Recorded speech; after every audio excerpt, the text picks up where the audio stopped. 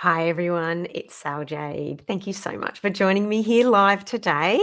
I am so excited to be back doing my monthly free tarot seminars that help you discover how to read tarot more accurately, but also answer some of those more trickier questions that can challenge people when they are learning tarot, even if you're a beginning tarot reader or if you are a seasoned tarot reader. Now, if you are watching this on the replay, so if you're watching this on YouTube, please do hit subscribe so you always get these latest offerings. Or you also can sign up to get notification of when I'm doing these every month, because it does change a little bit every month. And you can get that from saljade.com/free, where the freebies are under free tarot trainings. So I'm very excited to kick off 2025 with some really deeper tarot topics that I have been getting questions from in my Udemy courses. So for those of you who don't know me, I have been teaching on Udemy for over 10 years. I teach tarot reading as well as intuitive development and connecting with your angels and spirit guides, as well as how to clear any blocks if you feel like you want to read intuitively and you get lots of blocks when you start trying to read, or you want to be a professional and you get a bit blocked around that. So before I begin, I'm just going to I'll give a brief outline what I'm going to talk about today. I'm going to explore for you the topic of what it means when you ask a question about pursuing a particular. So you've got a question where you're like, should I do this? And you get a negative and a positive card in the reading. This can be very confusing. So I'm going to show you how you can work around this. I'm also going to show you how you can deal with this subject if you get a reading and it's just not making sense. And if this has happened to you before, don't worry. It's very common. I'm going to show you how to move through that. I'm also going to be answering the question of why do some readers look at the bottom of the deck, and do I have to do it? And I'm going to be exploring much further for you and going into quite big detail on how it is that what is the point of giving people readings if we all have free will? So a little bit of that fortune telling stuff that really does trip people up sometimes. Now, I'm in a bit of an excited mood today because I've just looked at my Udemy reviews, because I often like to go in and give a big shout out to people who have taken the time to review my courses this month. And I'm nearly at 30,000 reviews. So that means 30,000 people have taken that effort and time to really acknowledge and appreciate my courses. And thank you so much. It makes such a huge difference, not only to my business, but to helping other students who feel like they may want to learn these type of topics. And it also makes me feel that extra bit of excitement getting up in the morning when I see them, because I'm like, oh, I want to go and create more courses because they're getting lots of positive feedback. So thank you. This month, I want to thank especially Anna Whipple for her beautiful review, Chris Taylor. Thank you to Susan Reagan and Harjot Singh for your beautiful reviews on how to be psychic and manifesting abundance for healers and psychics, and for tarot card success. So, and everyone else who's taken that time ever to review any of my courses, thank you so much. Martin, I sound my metalhead buddy. Oh, Martin saw one of my Facebook posts of me at a Black Sabbath concert in 2001 when I must have been in my mid-20s sometime. Hello, Lotus from Arizona. Thank you for joining me, and thank you everyone else who is here. So let's get started with the first topic. Now, those of you who haven't done this before, pop your questions in if you're live, and I'll answer them at the end. If you're on YouTube, obviously, whenever you are seeing them, pop them in, and I'll get back to you. So, what should I do if my tarot readings don't make sense? Okay, now this can be an incredibly nerve-wracking experience for any reader, okay, no matter how professional and how long you've been doing it. You're there, the client's in front of you, or if you're doing it on Zoom, or even if you're doing a distance reading and suddenly you get the question, you look at the cards and you're like, oh my goodness, what? This isn't flowing. It's not working. Like, it's not even answering the question. Or there might be like an overabundance of negative and balanced with positive cards, and you're like, well, what's the answer? Is this a good thing or a bad thing? And I'll talk about that next part in the next question. But the first thing that I always do, now every reader reads different, okay? So there is no right or wrong if you use spreads or if you don't use spreads. If you choose to use reversals or don't use reversals. If you love the Celtic cross or if you love the horseshoe spread. There's no right or wrong for me in tarot. It's just what works for you intuitively, and as long as you're not harming anyone. And it's always important to trust that the more you practice, intuition will kick in. Like you'll start to get really fluent at it. But as I said, even the most experienced reader will be like, what does that mean? What I don't understand. It's got the King of Swords here, but and it seems like it's a bit of a yes, but then there's this big negative no tower. What does it mean? Now, the first thing to remember with tarot readings and with life is that there is no it's really unusual to have any kind of experience, whether it is you're starting a job or you're entering a relationship or you're dating someone or you're buying a house, where it's a straightforward, good, happy, skip in the fields of tulips kind of experience, or it's a negative, dark, disgusting experience. Like usually most of our learning experiences are a balance of both. They're a balance of the highs and lows. So if straight away you look at it and the reading is all over the place because there's just lots of negative and lots of positive and there doesn't seem to be a flow to that, then just acknowledge that this might be a life experience, like a very typical life experience. And so let your client know straight off the bat before you even start, go, okay, there's a few contradictions here. Because life is full of contradictions. Like you might start a job and you absolutely love your boss, but you've got a colleague who's a real pain in the butt who makes your life hell and is constantly undermining you. So, these two things can be happening at the same time. So those two energies can show up in a reading to let you know it's going to be good, but it's going to be bad. And the problem with when people come to tarot readers, or even when you're doing a reading for yourself, is you just desperately want it to be good. And unfortunately, our lives just aren't like that. But unfortunately, any lesson or any experience worth learning is going to have challenges, because that's the only way we grow. And so the first thing to do is go, okay, is it just that this seems to be good and bad and good and bad? And if so, I just need to let them know.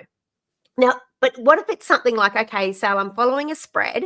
I'm doing the Celtic cross that you teach, or the horse spread that you teach in your course in Tarot Card Success. And this particular, so say it's the environment position, and this card, I don't understand what that means in the environment. That doesn't seem to be making sense. What do I do? First thing when you hit a card that doesn't make sense is you ignore it. You might be like, that's a really cowardly way out, Sal. But you ignore it because it might not make sense until you get to the very end. So once you have seen the full picture, tarots. So I get questions like every week on the Q&A board of my Udemy courses for all my different 11 courses, where people get stuck with their readings and they get stuck with something, an experience with a client. And they will often say to me, oh, Sal, I don't understand because I got the Knight of Cups, but I don't know what it means. I'm asking about, how's my life going to be this year? And I always say back to them, listen, can you please tell me all the other cards you got and what position they're in? And if there was no positions, if it's just the random read, then what are the rest of the cards? Because a card often does not stand alone.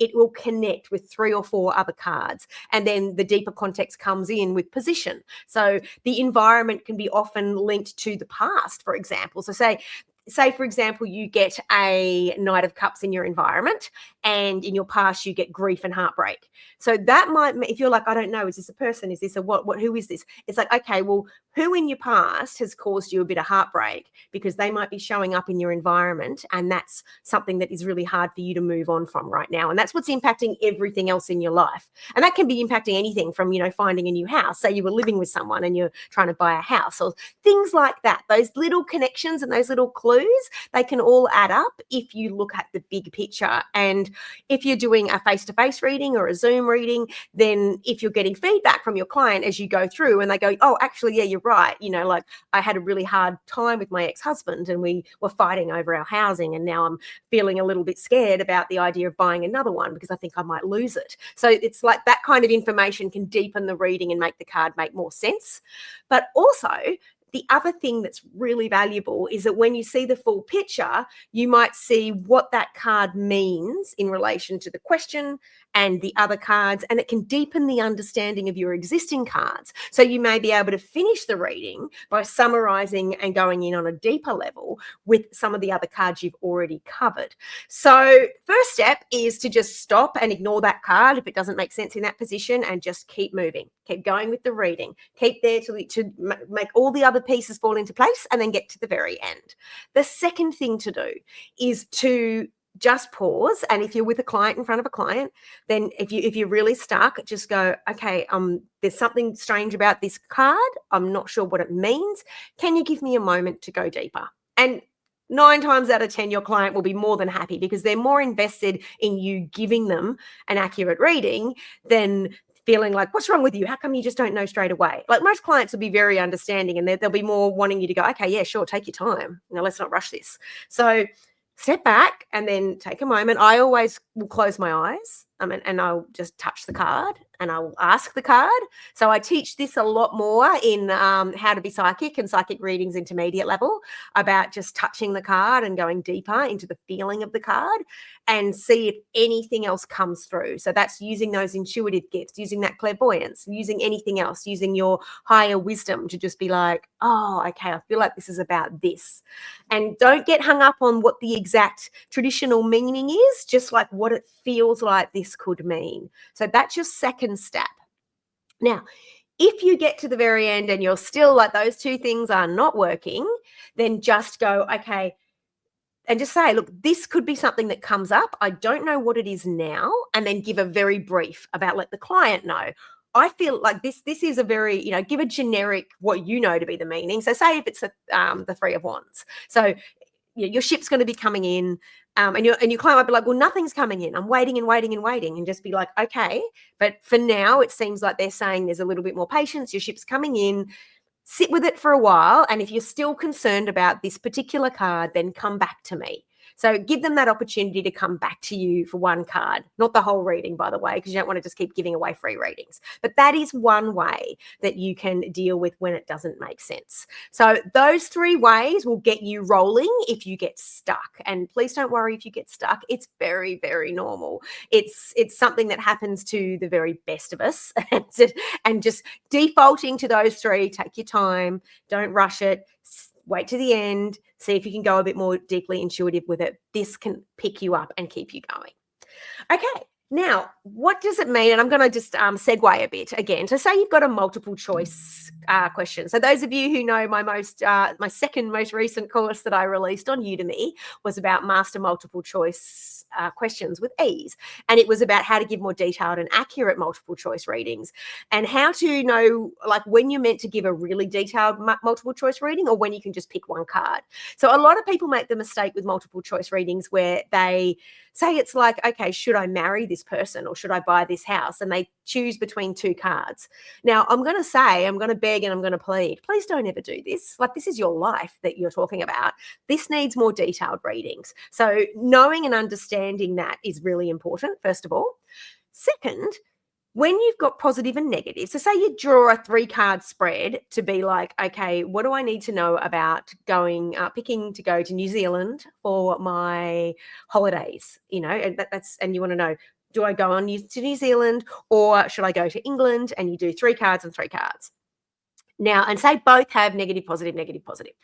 The first thing to, as I said before, recognize that there is going to be negative, and sometimes that negative brings the positive. Recognize that your solutions, I always call it's especially if it's something you really want to do, like what is it you can live with? Like for me, I'm going to always acknowledge that whenever I'm going to make a choice in my life that is going to change my life and transform it, then as I said, there's going to be, things are going to maybe take adjusting to get used to, and I'm going to have to just live with that. But how much can I live with? Like how much suffering can I live with? So say in a 7-card spread, you got, 1 or 2 positive and 5 very negative cards, then I would overwhelmingly say this is probably not a good option. So you got the Tower and you got Death and you got the 3 of Swords and you got the 4 of Cups and you got a whole bunch of very mean, nasty looking cards that make you want to cry. I'd say maybe not that. Maybe this isn't a good thing to pursue. But if there's a couple, then just be like, yeah, okay, I know that's going to be rough. And what we tend to do, and please know I do this too, even after 16 years of teaching tarot, I still do this in my private readings. I might have 9 cards spread out and 2 will be negative, and I will laser focus on those 2 negative, and I will have to stop myself going into trauma reaction and go, okay, no, that's all right. A whole lot of good stuff here, just 2 that are maybe a little bit wobbly. What are the lessons of the wobbly cards? And that's always what are the lessons of the Tower? What are the lessons of Death? If I keep that in the back of my mind, then it's okay. So for me, positive and negative is about balance. If there's too much negative, then maybe that's not a good option. But if there's a little bit, that's kind of normal. So I hope that's helped anyone who's ever had that experience where they are freaking out. And again, that just a little extra on that. When you're doing readings for your clients and yourself, please don't freak out if you get the odd negative card. As I said, the negative can often lead to the positive.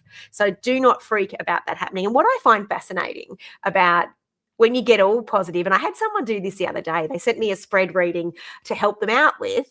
So they're one of my students from my advanced tarot and psychic business program. And they sent me this reading to help them out with the client. And they said, oh, it looks really good. Everything's positive. And I went, yeah, I can see why you're wobbling, because sometimes when you say to people, everything's going to be great and it's all going to work out, they don't believe you. And they run off and find another psychic. It's almost like they can't hold that space. So again, having a little bit of negative in there can sometimes be a good thing. Your clients might find that a little bit more realistic and believable. So if you are on the Facebook Live here, I'm just going to take a moment to say, please hit the like or the love if there's anything I say that resonates with you or anything that you feel like has tripped you up before and is helping you. I'm going to move on to know now about the highly controversial subject of free will and tarot readings. So one of the most challenging things about being a tarot reader is that if you want to be a tarot reader and this is your dream and your passion, your profession, one of the hardest things to get used to is that everybody wants their fortune told, and everybody wants a fortune told that is filled with roses and joy. And a lot of the time, even when, as I said before, you tell them if it is going to be rosy and joy, they don't quite believe it. So trying to, and those of you who have been with me for a long time that have been studying my courses for 10 years and more, I just saw 1010 come up there as I said that. Those of you who have been with me for that long period of time know that the most limited way to build a relationship with your tarot deck as a reader and as a client who's going along is to just want the fortune telling stuff. I see this time and time again. Everyone wants to know, when am I going to get married? When am I going to have children? When am I going to this? When am I going to that? And the bottom line is no one really likes what that answer is. And when you give them that answer, as I said, they don't believe it a lot of the time. But the best thing to do is recognize what I call the current energy. Okay. So our current energy is right now. If you're looking to date someone, what is the current energy about me dating this person? Like, are they reliable? Instead of, when am I going to meet my soulmate? So if you've got someone in mind, are they reliable? If you're looking at a deeper level, so like more, what do I need to know about quitting my job? So I explore that question a lot in the How to Give Careers and Life Purpose Readings course about, should this be my next move this year to quit my job and maybe start a business, maybe start a tarot business? Like knowing that, and instead of going, will this be successful? Being able to just go, with my current energy as it is right now, is this a good move? And then if you get all negative cards and you feel like crying or throwing yourself off the cliff, then go step back and go, okay, maybe I'll come back in a month, or maybe I'll look at what these cards are saying that I need to do instead, and then maybe do a different pathway. Okay, would it be a better pathway for me to wait or, to stay with my current job? And see if you get a few happier cards. What do I need to learn? That's a big one. What do I need to learn to make the transition from where I am now to where I want to be? And that's what you've got to keep working with the tarot. Like the tarot can be your best friend. It can give you the most beautiful guidance in the world. But quite often to just say, okay, this is going to go bad or this is going to go good. And those of you who've heard this story before, I do apologize. When I first like when it was in 2008 and 2009, I can't remember now, when I first made the decision to quit my job and to become a tarot reader, to become a clairvoyant healer, when I first made that decision, I got as the end result for the next 12 months, I got the Three of Swords. Okay. And that is obviously, most people might look at that and go, this is not my path. That's it. Run, run, run. It's not going to be a path. Choose a safer path. And the bottom line is, over that 12-month period of when I was learning to become a tarot reader and reading in a shop and having, clients in my home and building that up, there was a lot of heartbreak. And there was a lot of heartbreak because I was on a steep learning curve. I was running my own business for the first time. And things weren't, when you start your own business, you want it to be instant gratification. You want to be successful straight away. And I, hadn't prepared for that. That was going to take me time. And that took me, I was still working at one stage, 6 different jobs until I built up my client base. So there was a lot of disappointment. Marcy's just asked, is this new that you call it fortune telling? I don't remember you ever calling tarot reading fortune telling. Have your views changed? No, Marcy, I'm with you. I don't know. I don't believe in fortune telling, but the challenge is people come to you and they want fortune telling. And for me, it feels like fortune telling can often be carnival tricks. Like it can often be like, what was the name of my last boyfriend? Tell me. And if you don't tell me, then you're not a real psychic. That stuff. Or wanting to tell you, exactly how things will work out for you without the free will aspect, which is what I'm talking about, which is you having the choice to make your own decisions. Because often, and the example I've used a million times, so again, sorry, is I got told when I was 25 that I was going to meet the man I was going to marry before I turned 26. And I got told all these things about him. And when I met this guy, I met him in Egypt while I was diving. He was every single thing this psychic told me he was going to be. Like it was uncanny and it frightened the crap out of me. And I remember deeply acknowledging, I'm not ready. I'm not ready to get married. I went there thinking I wanted the answers to those questions.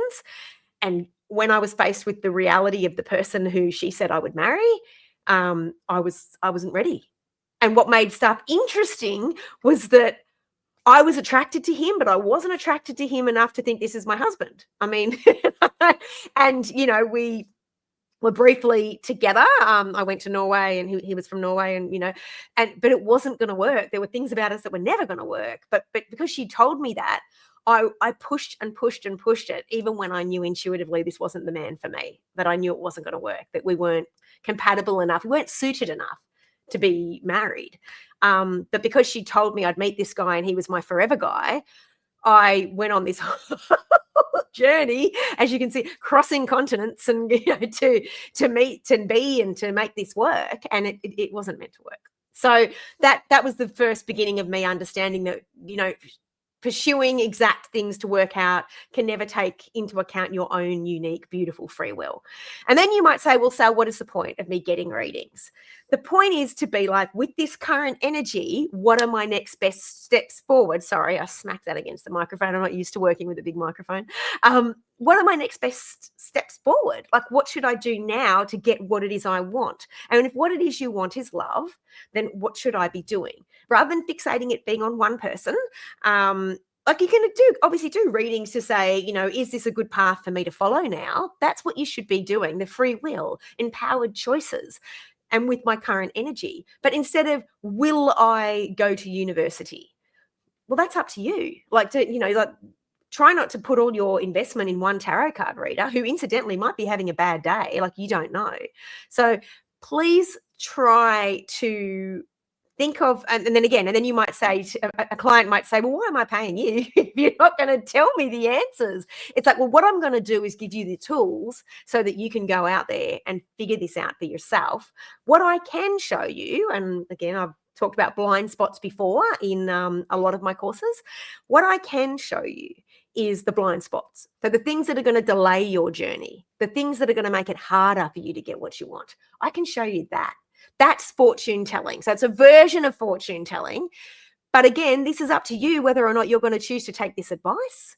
And also, sometimes you're just not meant to know things, and people struggle with this so much. And I see it time and time again. And I can share countless stories, my own experience just then. Like, if I'd pushed and pushed against that love reading, and if I had gone, no, she told me that's my soulmate, that's my man, I never would have met the man I did end up marrying. Like, I never would have had I never would have become a school teacher, because I ended up coming back to Australia and then becoming a school teacher, and all my best friends that I have now, I met at that school, and like the relationships, and then I wouldn't have moved to Sydney, started this business, met my husband. So, like all those things that fall into place because I didn't push. And so that's why fortune telling needs to be a little tiny grain of salt. Like, these are the trends and patterns that could happen if you follow your path. And when you do a reading and you look at the puzzle, that's why it's not good to just draw one card. It's like, oh my God, am I going to get married? And you pull one card, that's giving you nothing. Like, you need how will the tapestry unfold? So that's one way of dealing with the free will story if someone gets frustrated. And that also can help answer why when people go to psychics, like multiple psychics or people are on YouTube, if you haven't seen it already, I have done a whole massive section on my webinar, which is called How to Start a Tarot Business in 2025. And you can find it on my Psychic Healing Academy, or you can also find it on my website, saljade.com. But I go into this. It's a 4.5 hour training program that teaches you about how to succeed on YouTube and what to do and what not to do. And part of what it is this fortune telling thing that's made people now addicted to watching 50 different readers a day to try to get the same answer.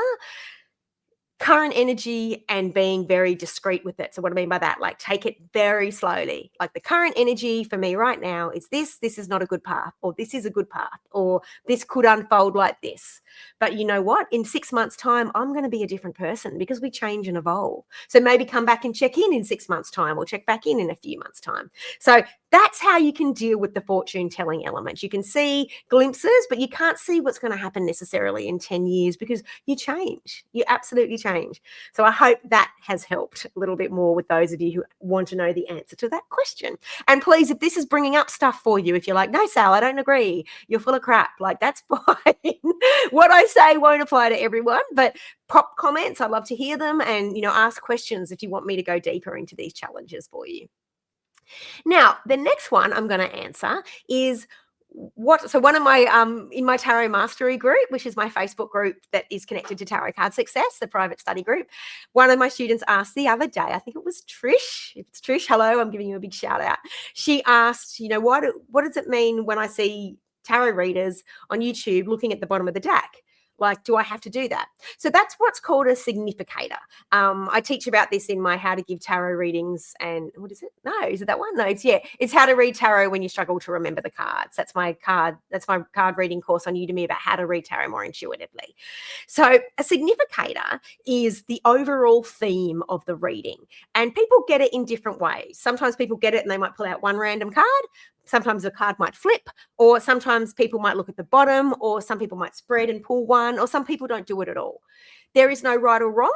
It works for you or it doesn't work for you. So for me, I, for years, loved to just shuffle when I'm answering the question, and then I stop and I just glimpse at the bottom and go, this is the overall theme. And I link it straight out to the question before I even get them to pick any cards. So that's one way you can do it if it resonates with you. Now, if you're like, oh, Sal, you're panicking me, I've never done it before, should I do it? Do I have to do it? Please don't let anyone ever panic you, whether it's me, whether it's someone on YouTube, whether it's someone else on Udemy, whether it's anyone about teaching tarot. Try my way first, try your way first, and you'll find your way. Tarot is about intuitively discovering your own path and your own learning journey. And every single tarot student I've had that has gone on to become successful in being a professional tarot reader, I know has, they may have started with me and they build and grow with me, but then they grow their own, or they might look at other people, and that is how it should work. You will discover and feel your own way. So try it on yourself first with a personal question, or try it on a trusted friend that you trust, and look at the bottom and see if that, the theme resonates. And then when you get to the end, get the feedback. Go, did that resonate, that first card? And you'll know yourself because it'll just make sense. So it's something you don't have to do, but you might like to do it. And it's a good way to get the reading started and flowing before your client even picks any cards, or before you pick special cards that go in particular positions. Now, my second last question before I start to take questions. Sharon, love your insights. Thank you. Martin, I'd like to try this. Yeah, look, it's a great thing to try because it gets you in, it gets you as the reader in the mood before you're going, oh, I hope they pick the right cards. I hope I pick the right cards. I usually pull a card from the bottom of the deck at the end of the reading, and the beginning makes sense too. Yep, that's a good idea too, just to summarize it. That's a really good one to do. Okay, so where am I up to? Have I answered all my own questions? This is a first. Sometimes I go so quick. Tarot readers don't make sense. What does it mean when you ask a question with your path? What's the point of you? Oh, I have. I've answered all my own questions. Okay, Okay, so thank you everyone for joining me. And as I mentioned, if you haven't already had a look, my tarot webinar is now available. So those of you who attended it live, I did it last month. I did a, those of you who really want to know, like, how can I start a tarot business or how can I grow a business in 2025? What are the key marketing trends? What's going on with Facebook? What's going on with YouTube? Do I have to be on Facebook? You know, why am I not selling any readings? How come every time I put free offers, I get lots? How come every time I put a paid offer, no one wants to talk to me and no one wants to employ my services? So I have a whole 4.5 hour training program that is on my website that teaches you why you should not be committing the cardinal sin that 90% of people make when they start and they're trying to build and grow and earn money as an online tarot reader. I'm going to give you 5 pathways that are much better pathways. I'm going to go into them in a lot of depth. This is not just 5 tips in a reel. This is a lot of depth on what you can do to grow a profitable tarot business in 2025 and beyond. I also go into the most important things that people do wrong, especially talking about viral and getting reach and all these marketing terms. And I teach you about the importance of making sure you are connecting more with warm audiences and how to get warm audiences as well. So that is available on my website. It's really, really budget friendly and it's going to give you so much information. I've already had so much feedback on how you can start to grow your tarot business and how you can get a more profitable business if you feel like you're just giving away free readings or you feel like you don't even know where to start. And it's also got a really strong action plan about what you should be doing in the next 12 to 18 months to make sure that you are earning money short term and long term in your tarot business. So I'm going to pop that in the description if you're watching the replay. It's also available on my website, which is just saljade.com, and you can find it there as well. It also has a written transcript. So it's the first time I've actually written out the whole thing. It took a very long time. I thought it would take me a day or two. Those of you who signed up for it and was hoping that I would get it done in 6 days like I promised, I do apologize. It took me over a week, the transcription. I thought it would be simple, but I'm very excited that it's out there. So if you prefer to print it out and read along, then if your time's short, because it's obviously easier to read, that's also available as an additional bonus. So thank you so much for coming, everybody. And if you have any questions, please pop them here now, as I love to answer them. And if you're in the replay, pop them here too. Any comments, just pop it. And again, if you're on the replay and you're on YouTube, please do hit subscribe so you get these every week. And if you've ever got questions, just please reach out to me. I love to answer them. So thank you so much for coming.